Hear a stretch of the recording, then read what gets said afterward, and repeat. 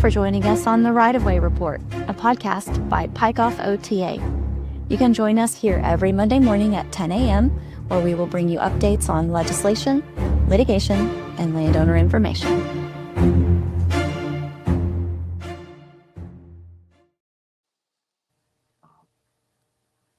Well, hello, everyone, and welcome to our preview of the Right of Way Report that Pike-Off OTA is starting every Monday at 10 a.m. to keep you up to date with what's going on in the legislature, with what's going on with litigation, and what's going on with landowner information. My name is Amy Serrato. This is Kelly Wilson, and we will be your hosts as we give you all the information that you need to know week by week to try to stop this turnpike from coming through Cleveland County and really the rest of Oklahoma. So we have a lot of things planned for this year, including talking about litigation and legislation. And since a lot of people are getting their eminent domain letters, we've got a lot of information about landowner rights and what you can do. And we also want to give you a lot of background and history of the OTA and answer any of your questions. So if you do have any questions, you can type them in the comments, or you can send us an email, and we will get to answering those at some point. So Kelly, welcome to 2026. Happy New Year. Yeah, Happy New Year to you too. Can you believe we have been doing this for what, four years now? Almost 4 years? 4 years. It's pretty It seems crazy. like not that long, and then it seems like way longer than that at the same time. It does. I was just telling my husband the other night that it feels like time just kind of has stood still since February of 2022. It's like it was life-changing. It's shifted something, and this has been our focus. And there's been some really wonderful things that have come out of it. All these wonderful friendships that we've made, and neighbors that I've become close to that I probably never would have developed such deep relationships with. But um, anyway, it's been a journey for sure.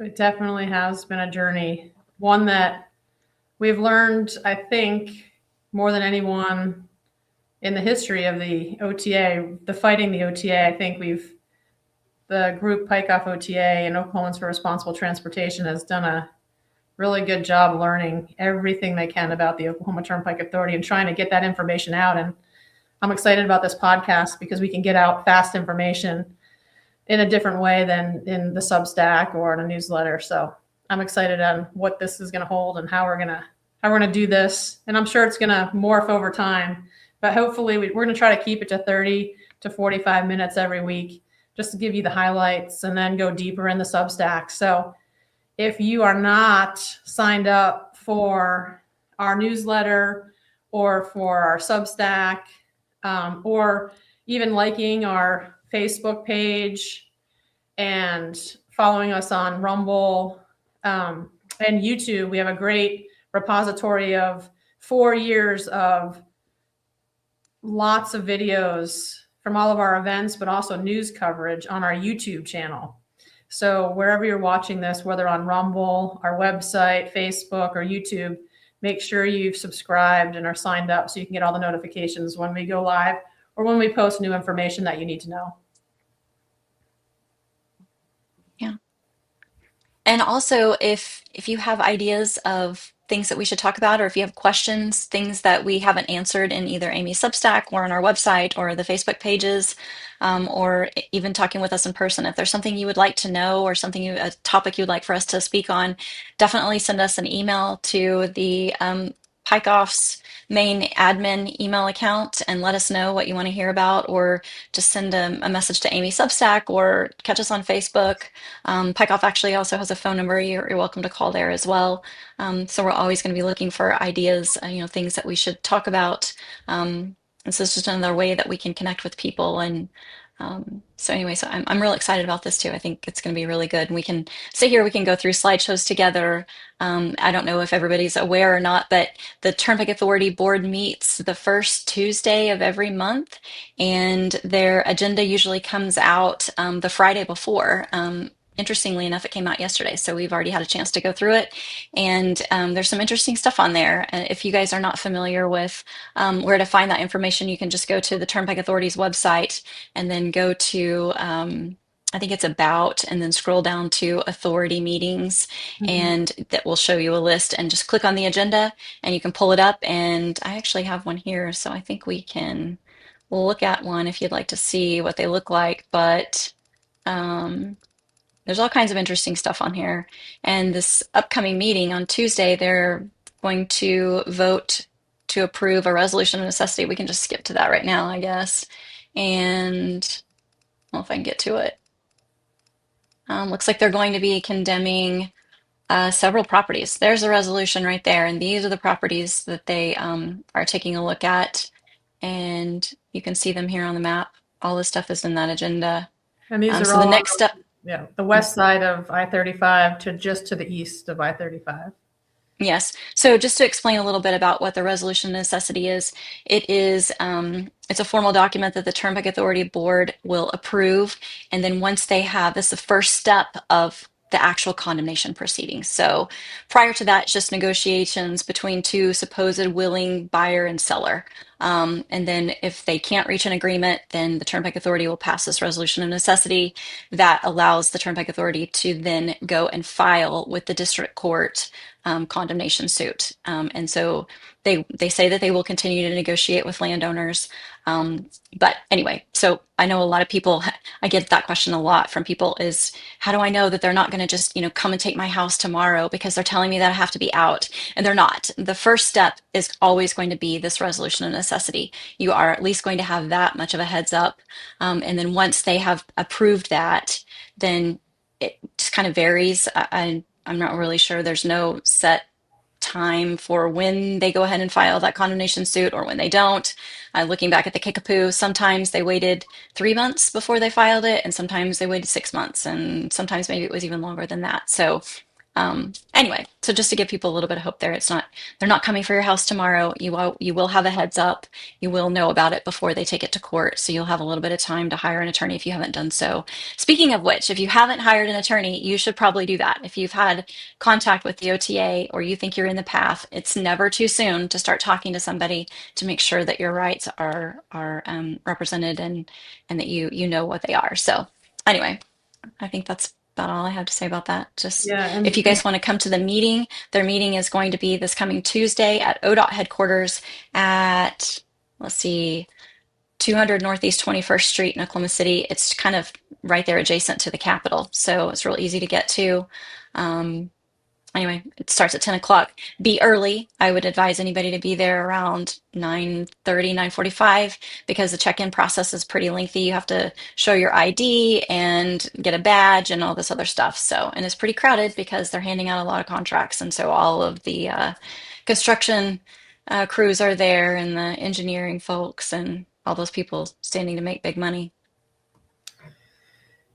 Yeah, and speaking about condemnation, Pike Off OTA is doing a yeoman's job, I think, in the legislature trying to strengthen Oklahomans' eminent domain rights.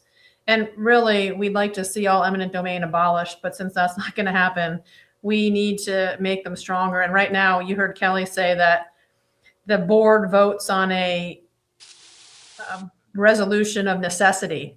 Well, this board is unelected, they are appointed, and we have given them, the state has given them the sovereign power of eminent domain. So I don't really think that's constitutional, and a lot of people don't think that's constitutional. And so what we're trying to do in the legislature is change the law to at least make them prove necessity.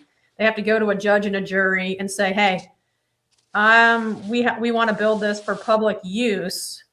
It has nothing to do with economic development. It has nothing to do with making our developers money, but we need it for public use. And we have all the traffic studies to prove it. And we have all the environmental studies to prove that it's not going to be adversely impacted.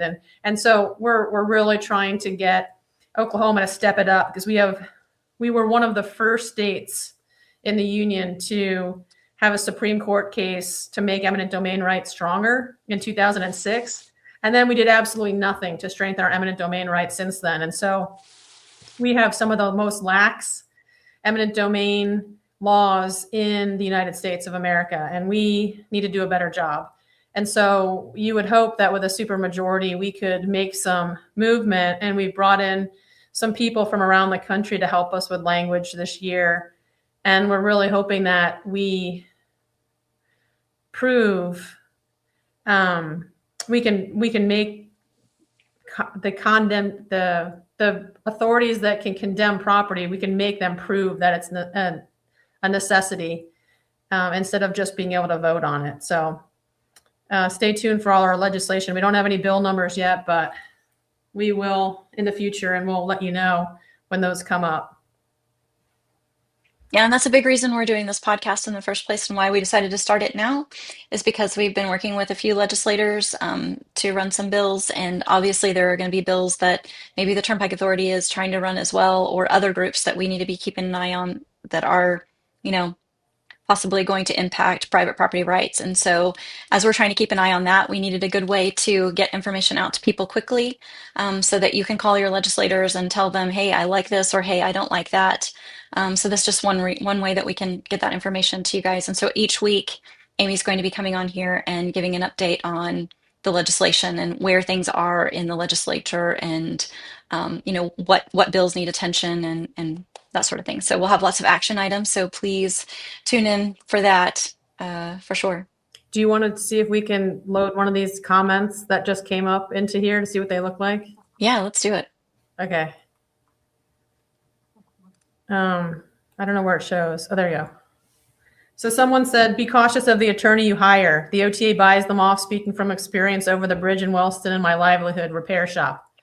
Amen. Yes, we had several lawyers show up in the very, very beginning, and they were ambulance chasing. They were handing out their cards in the very first town halls. And we asked them to leave because it wasn't time for that.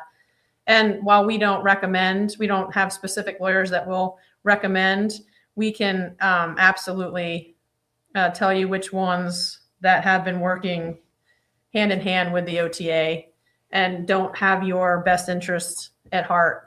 So it's a money thing. Everybody loves the OTA because it makes them a lot of money, and lawyers included. And so we have to be really careful that we make sure the citizens' rights are being protected as much as possible through this whole condemnation situation. So it looks like our live chat and our live comments are working. Yeah, Good. seems to be. That is really good. And we can, someone chatted, is testing it from YouTube, and we can see your chat too. Testing live Nice. chat messaging. So we can see Rumble. That's great. We can see Rumble comments, we can see Facebook comments, and we can see YouTube comments. So Yeah, so send us messages as we're on here. That way we know what you guys would like to talk about. And I love the tips, especially from people who've been through this before. That's the best way to educate the people that are coming behind you, and the people that are facing this challenge right now, is to learn from the people who've already been through it. And while I understand that if you've been through this, it's probably really hard to go back and talk about it again. I'm sure that once you've closed that door, it's real tempting to leave it shut and never want to talk about it again because it's so traumatic. But if you have the bandwidth to do it, and you have the ability, and you're strong enough to come out and talk with the people who are in the path now, I think there's a lot of information that we could gain from you all. And please reach out to myself or to Amy or any of the Pykoff people through the admin email account, and just let them know that you have this information to share that would be helpful, especially if, just the process, how did the eminent domain process work for you? What were some things that you think people should watch out for? Where do you feel like you got tricked? How do you think they could improve? What are some things that could be done better? What are some things you wish you had known before this all happened to you in the first place, so that you could make a different decision moving forward? Because I'm sure that, just like with everything in life, you look back on it, hindsight's 2020, and man, if I'd have just known that this was the next thing they were going to do, then I would have absolutely jumped on this other opportunity at the time. One thing I would love to hear from you guys about as well is, it seems to me, looking through the Kickapoo acquisitions, is that we did an open records request for the initial offers. and we don't have all of them, but we do have quite a bit of them. And it looks to me, if you look at the initial offer versus the final settlement, whether that was it went all the way through condemnation and it went to jury trial, or if they just settled before it went to condemnation, but if they negotiated at all, it seems that for the most part, people ended up settling for about twice the amount of the original offer. So if you've been through this process before, if you could let us know, if does that sound accurate to you? Is that way off base? How do you feel like those initial offers were? Do you feel like they were fair? What were some good negotiating strategies that you used? What were some things that you were able to include with your negotiations to say, this is how I think you should increase my offer? Did you present them with, okay, my property taxes are going to go up, or my insurance rates are going to go up, or I have to put a fence in at this house? What were some things that you were able to get the Turnpike Authority to approve to increase that initial offer? Any of those kind of tips that you can share with the new people coming through this would be super helpful. Yeah, and just realize that when you're going through it right now, the OTA likes to brag that they push the majority of their property acquisitions through negotiations, not eminent domain. And it's advantageous almost every single time to take them further through the condemnation process. And it slows them down and it gives your neighbors more time to negotiate. And because I think a lot of people are negotiating from a point of fear, but we're here to give information so that you're not fearful. And everyone that's talked to us and walked away, they walked away with a much, much, much larger settlement than they would have had they taken that original offer, or even just, a few $1,000s more. Because remember, the homeowner, they're taking your land to build a roadway for other people to make money on. And I think that the private citizen should be made whole. And right now, it doesn't look like the private citizens are being made whole. And so we're trying in the legislation again to add some stopgaps so that when agencies like the OTA come and sign a resolution of necessity and an unelected board says they need your land for a project, we think that you should be paid fairly. And we think that you should actually get replacement value plus, because right now the offers going out on the East-West Connector are nowhere near what people need to be able to reinvest in a similar property. And so part of our legislation is called just compensation, and we're trying to improve it, just like the federal government requires a Uniform Relocation Act. So we're trying to make it where you do not end up in a worse position than you are right now. That if you have 5 acres and a barn and a garden and a greenhouse and fencing and horses and other things, that you can move to a similar property without having to outlay any additional money.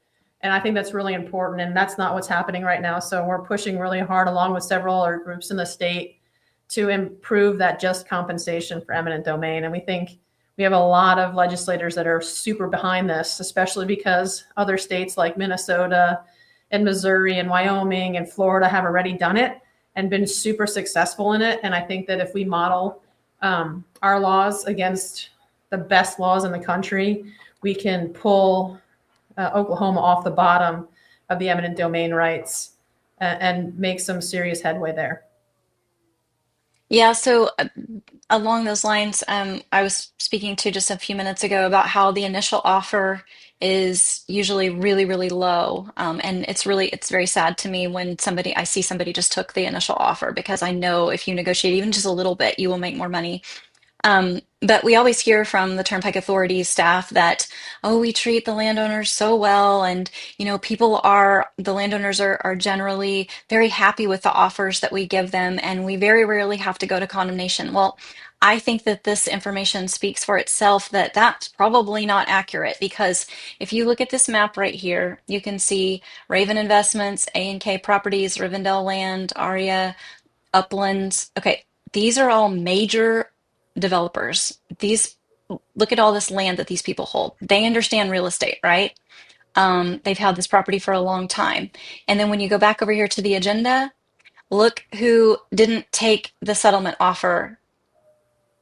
They didn't feel like they were being negotiated and getting a fair offer, because if they felt like the Turnpike Authority was offering them fair market value or just compensation, they wouldn't have let it go to condemnation. So here you have Uplands, Raven.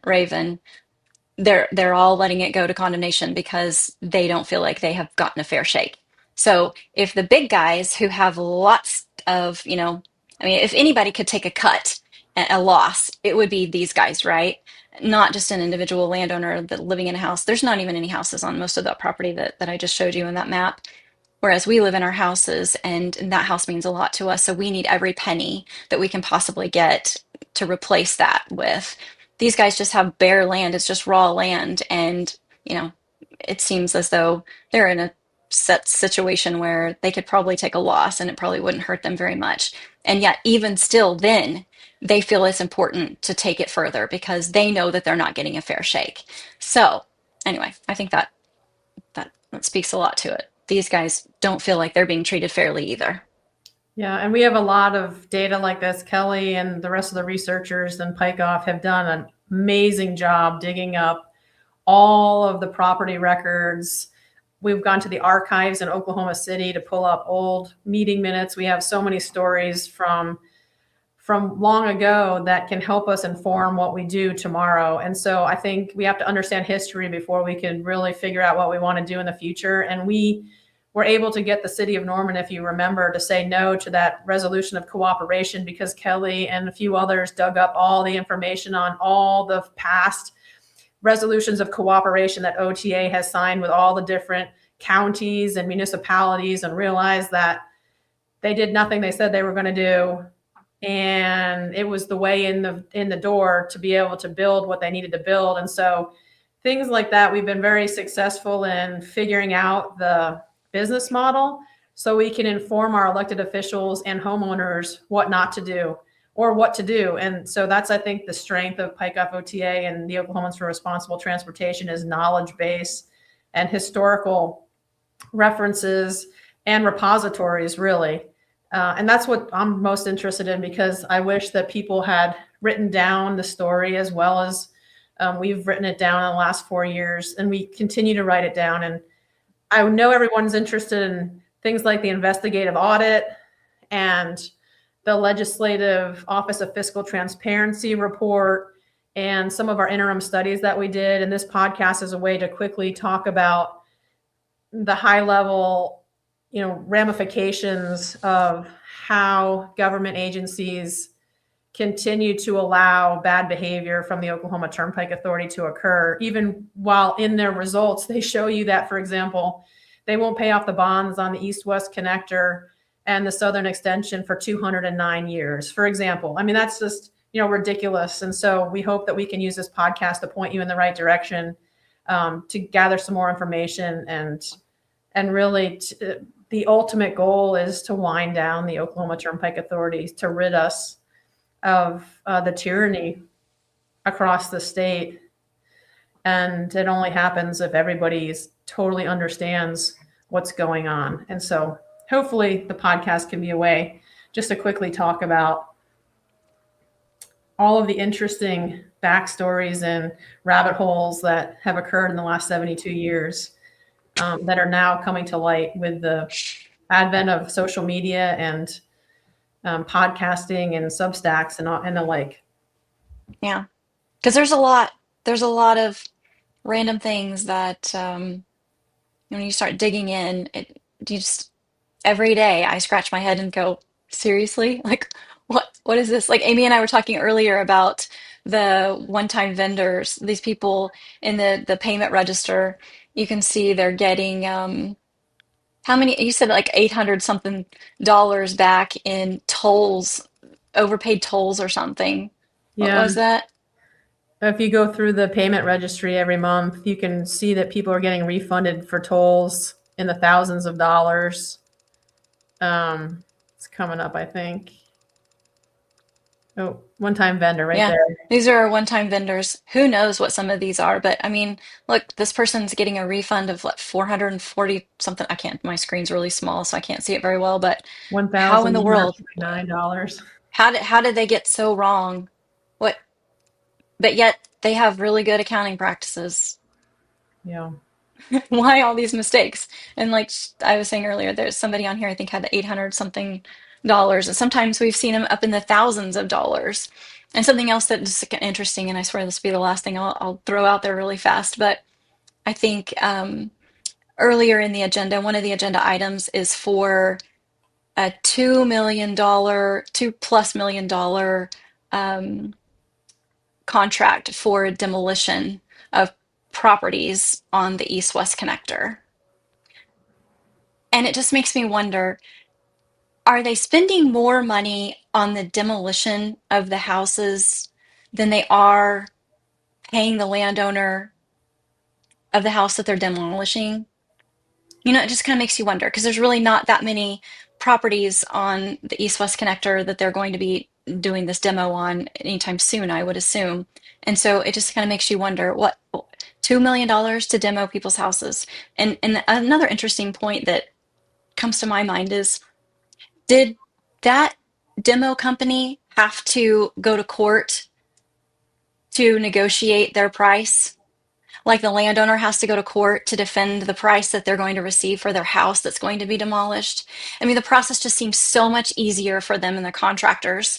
They just throw millions and millions and millions of dollars at their contractors with very little negotiation that we see, anyways. Whereas every one of these landowners ends up in court. Almost all of us end up in court because we're bickering over pennies that they won't just give us. And yet, millions and millions for the demolishing of our properties.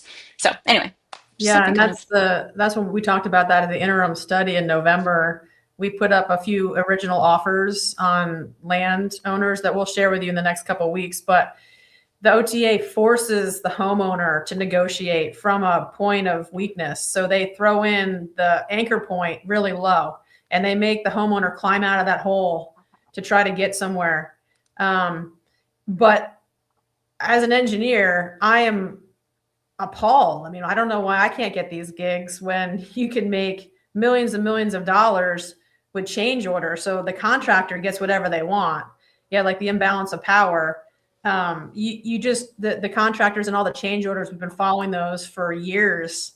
It's pretty ridiculous that the contracts, the no cost extension contracts, get upped and upped and upped and up for these contractors and these engineering consultants, and yet the homeowner, starts at a minus 43% of what they need to buy a similar property within a 10-mile radius. And it's kind of disgusting that we allow that to happen in our state. And so that's what we've been focusing on for the last couple of legislative sessions. And we're trying to make headway while realizing that the OTA lines the pockets of a lot of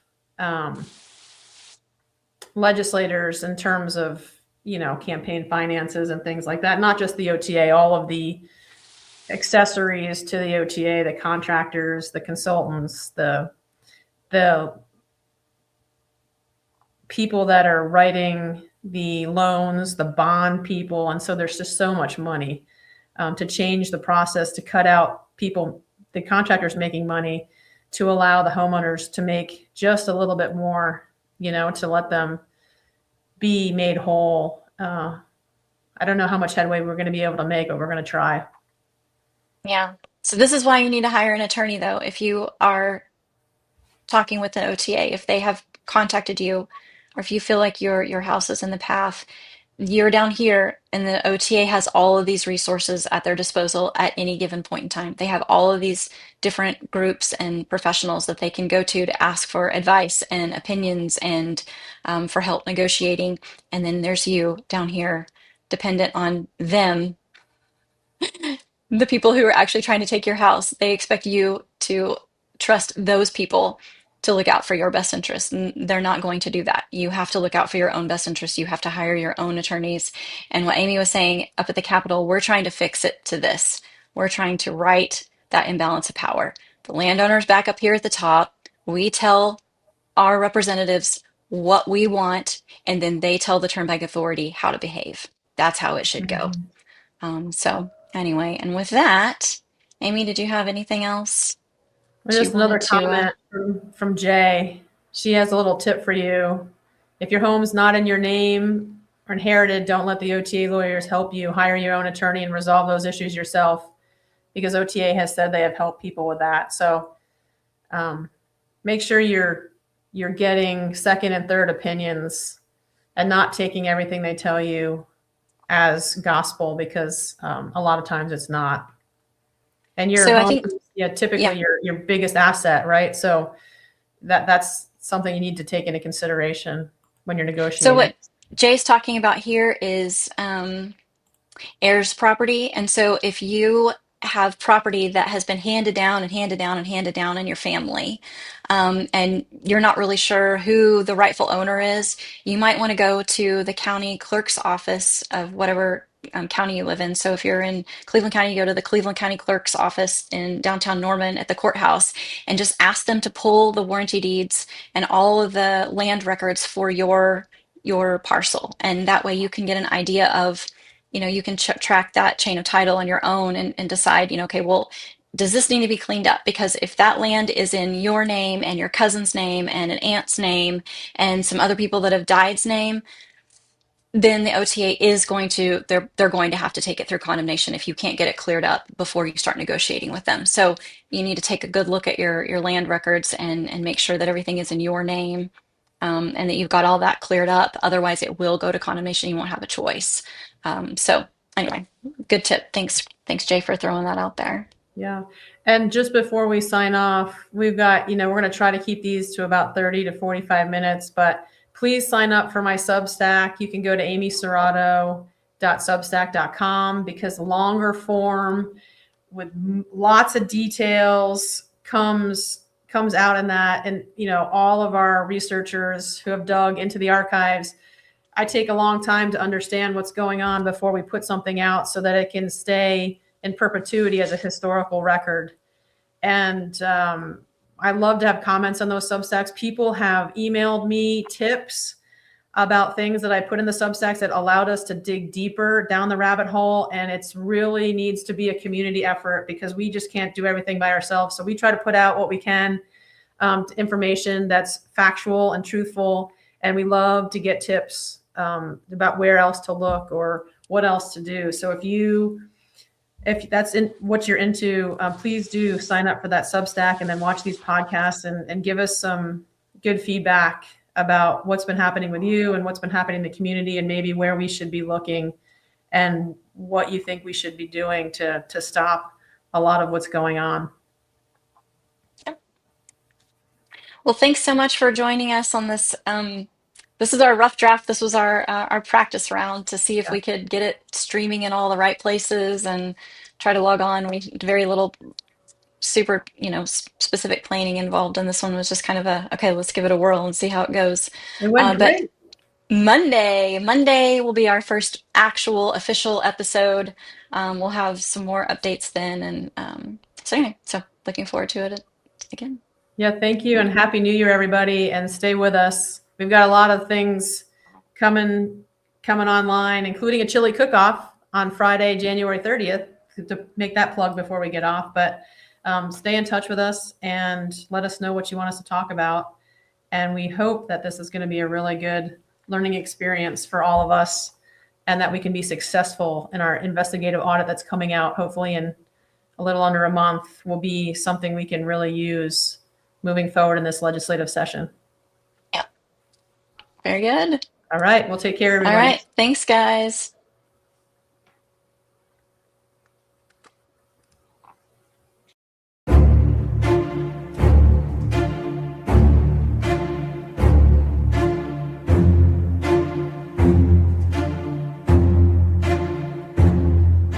Thank you for joining us on the Right of Way Report, a podcast by Pike-Off OTA.